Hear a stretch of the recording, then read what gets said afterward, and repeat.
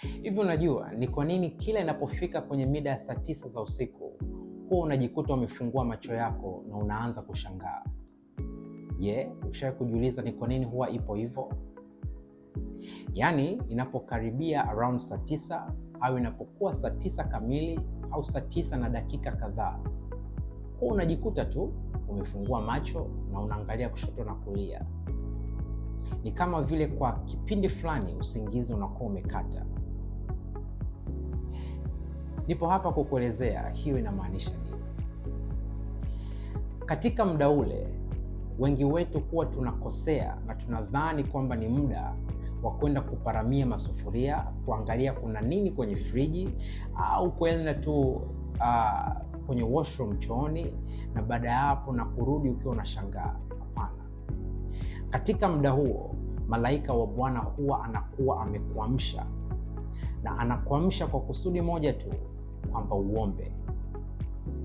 Mwana wa Mungu, katika muda huo lazima uelewe kwamba mbingu zipo pamoja na wewe, zimekuamsha kwa kusudi la wewe kusimama ili uombe.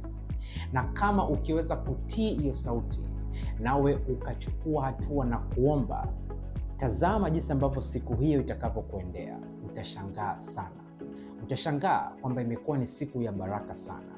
Utashangaa ile simu ya kazi ambayo ulikuwa unaingojea itaita siku hiyo. Utashangaa kwamba ule mpenyo uliokuwa unaungoja umetokea. Utashangaa nafasi za fedha zimefunguka kwa ajili yako.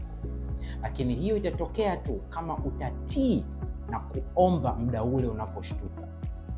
Lakini kama utashtuka muda ule na kufanya vitu ambavyo havina maana, hautapata matokeo yoyote.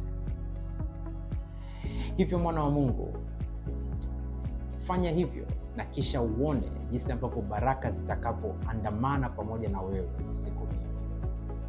Na kuombea kwa this knowledge niliyokupatia, kwa haya maarifa niliyokupatia, acha wema wa Mungu kawe juu yako. Na kuombea mwana wa Mungu, unapoenda kuapply maarifa haya, ukajipatia matokeo ambayo hakika utasema kwamba huyu ni Mungu aliyeniwezesha.